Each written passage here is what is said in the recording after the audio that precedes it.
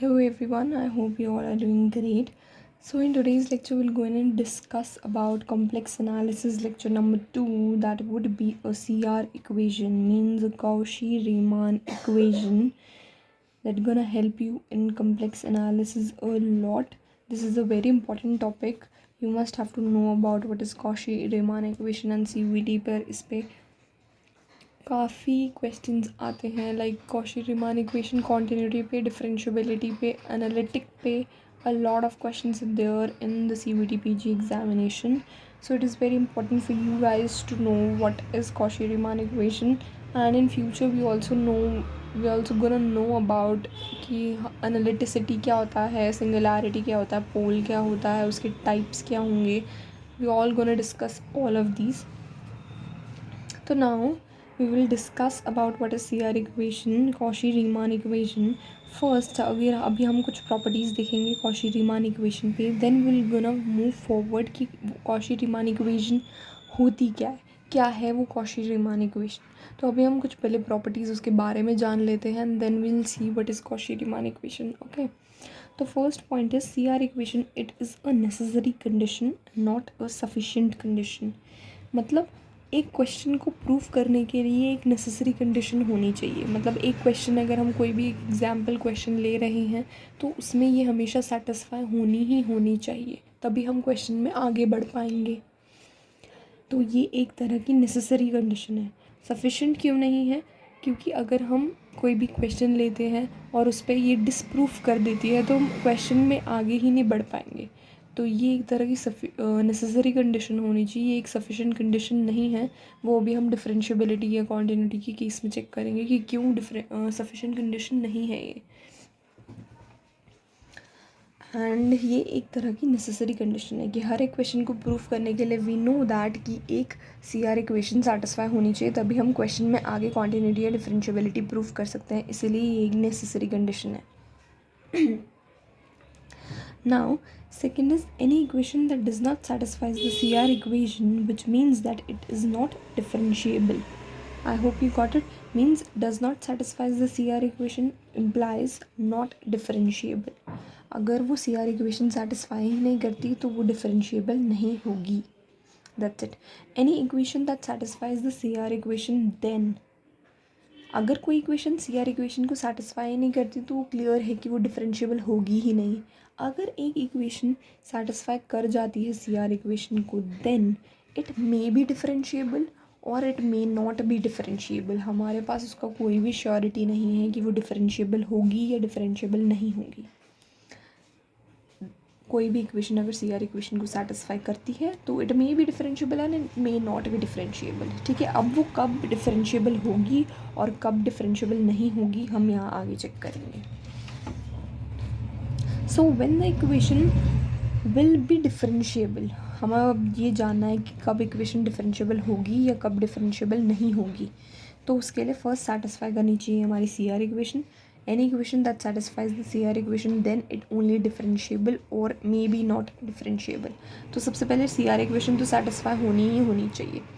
Then their partial derivative are continuous. जब उसके partial derivative मतलब हम जब लेते हैं ना del by del x और del by del y, ये हमारे पार्शियल डेरिवेटिव्स होते हैं. जब हम इन डेरिवेटिव्स को उस इक्वेशन के अकॉर्डिंग लेंगे, अगर वो कॉन्टिन्यूस आता है then it is known as it is differentiable. Then only the function is differentiable. अगर वो CR इक्वेशन भी सेटिस्फाई करेगा और उसके पार्शियल डेरिवेटिव्स कॉन्टिन्यूस होंगे तभी वो फंक्शन डिफरेंशिएबल होगा. आई होप यू गॉट इट. अब हमने यहाँ पर क्लियरली बोला था कि ये एक तरह की नेसेसरी कंडीशन है और सफिशिएंट कंडीशन नहीं है हमारी CR इक्वेशन. अब यहाँ पर हम एक और चीज़ आपको ऐड ऑन कर रहे हैं from 1. CR equation is the necessary condition and second, now the sufficient condition is that the partial derivatives are continuous. अगर हमारे पार्शियल डेरिवेटिव्स कॉन्टिन्यूस हैं तो ये हमारी इसकी सफिशिएंट कंडीशन होती है. इससे हमारा प्रूफ हो जाएगा कि फंक्शन डिफरेंशिएबल है या नहीं है. इस पार्ट से मैंने अभी आपको यहाँ पर बताया their partial derivatives are continuous then only the function is differentiable. ये मैंने बताया तभी ये प्रूफ होता है कि फंक्शन डिफरेंशिएबल होगा. और अगर पार्शियल डेरिवेटिव नहीं होंगे कॉन्टिन्यूस तो फंक्शन डिफरेंशिएबल नहीं होगा, और अगर पार्शियल डेरिवेटिव कॉन्टिन्यूस होंगे तो वही फंक्शन डिफरेंशिएबल होगा. तो this is the sufficient condition to prove that the function is differentiable और not. So this is the sufficient condition. Partial derivatives are continuously, then only function is differentiable. So it is a sufficient condition. I hope you got it. Now, what is CR equation? What is Cauchy-Riemann equation? Now हमें पता है f of z is equals to u plus iota v का हम करके लिख सकते हैं, या x plus iota v भी y भी लिख सकते हैं. हमने यहाँ फंक्शन ऑफ z पिछले ही लेक्चर में पढ़ा है. In first lecture we have studied this that z is f of function of z is equals to x plus iota y. तो x को हमने u प्लस आयोटा y के form में change कर दिया. That's it, nothing more. अब Cauchy Riemann equation क्या होता है कि derivative of u with respect to derivative of x and derivative of v with respect to derivative of y both are equal, and derivative of u with respect to y is equals to minus of derivative of v with respect to x is equals, both are equal. derivative कह लो या del कह लो, del operator भी होता है. you know now after studying a lot of vector calculus में आपने पढ़ा होगा del operator and more subjects में भी. मेजरली इसको हम शॉर्ट फॉर्म में ऐसे लिख सकते हैं that u of x is equals to v of y and u of y is equals to minus of v of x. This is known as the Cauchy Riemann equation. ये both अगर equal आते हैं तो Cauchy-Riemann equation satisfy होती है, और अगर इन दोनों में से एक भी नॉट इक्वल आ जाता है तो ये सेटिस्फाई नहीं करेगा. Not satisfies the CR equation. ये सेटिस्फाई नहीं करेगा. अगर दोनों में से एक भी सेटिस्फाई नहीं करता है तो it will not gonna satisfies the CR equation. Now question में हम प्रूफ कैसे करते हैं. Now let's take an example. F z is equals to mod of z square. Mod z square हमें पता है कि कैसे लिखते हैं. That would be z into z conjugate. X plus iota y, z को हम एक्स प्लस आयोटा वाई लिखते हैं एंड जेड कॉन्जुगेट को एक्स माइनस आयोटा वाई लिखते हैं. दैट मल्टीप्लाई करने के बाद आ जाएगा x square plus Y square. हमें पता है कि यू प्लस आयोटा वाई में हमने फर्स्ट लेक्चर में ही पढ़ा है कि u is known as the real part and v is known as the imaginary part. We have studied this in the first lecture. This is our imaginary part and this is our real part. तो u में हमारा इस equation का solve करने के बाद जो ये हमारा फंक्शन है, इस इक्वेशन का रियल पार्ट आ जाएगा that is X square plus Y square, and imaginary part आ जाएगा v. अब यहाँ पर कोई इमेजिनरी पार्ट है ही नहीं फंक्शन में, तो that it's gonna be zero. ठीक है, u और v हमें क्लैरिटी मिल गई u और v क्या है. Now applying the CR equation we get, हमें अब CR इक्वेशन अप्लाई करनी है. CR इक्वेशन क्या है, u of x is equals to v of y and u of y is equals to minus of v of x. तो हमने जब निकाला तो they both are different, they both are not equals. तो not satisfies the CR equation, not differentiable. I hope you got it. Now we are moving ahead towards another example based on CR equation.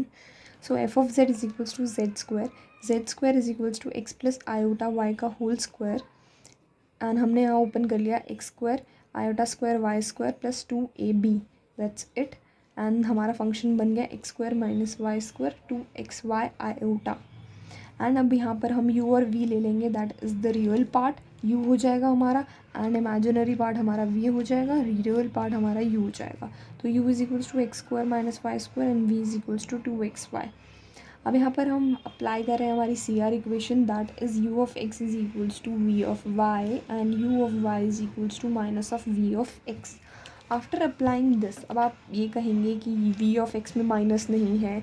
ऐसा कोई ज़रूरी नहीं है, दोनों में से एक पार्ट में भी माइनस होगा तो भी चलेगा. That also satisfies the CR equation. So this satisfies the CR equation and it may be differentiable or may not be differentiable. अब मैंने ये क्यों लिखा, क्योंकि ये जो सेटिस्फाई कर रहा है, it is a necessary condition. जो भी मैंने आपको आगे पढ़ाया, it is a necessary condition. It is not a sufficient condition.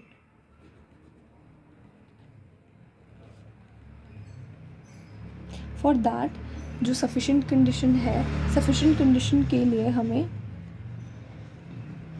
Partial derivatives are continuous होने चाहिए. Sufficient condition, partial derivatives are continuous. Partial derivatives are continuous. तो उसके लिए हमें ये चेक करना पड़ेगा कि ये डिफरेंशिएबल होगा या नहीं. सबसे पहले हमें ये चेक करना पड़ेगा that their partial derivatives are continuous और not. So this is it. I hope you got it. What is Cauchy-Riemann equation? I hope you got the examples as well. I hope you got the steps as well जो हमने अभी पढ़े. Cauchy-Riemann equation क्या होती है, उस वो necessary condition होती है, sufficient condition नहीं होती है. Sufficient condition partial derivatives are continuous होते हैं तभी sufficient condition होती है. और रियल पार्ट कौन सा होता है, इमेजिनरी पार्ट कौन सा होता है, and etcetera what we have discuss all in the whole lecture. I hope you got it. Thank you very much. Please like, share and subscribe my channel. Thank you.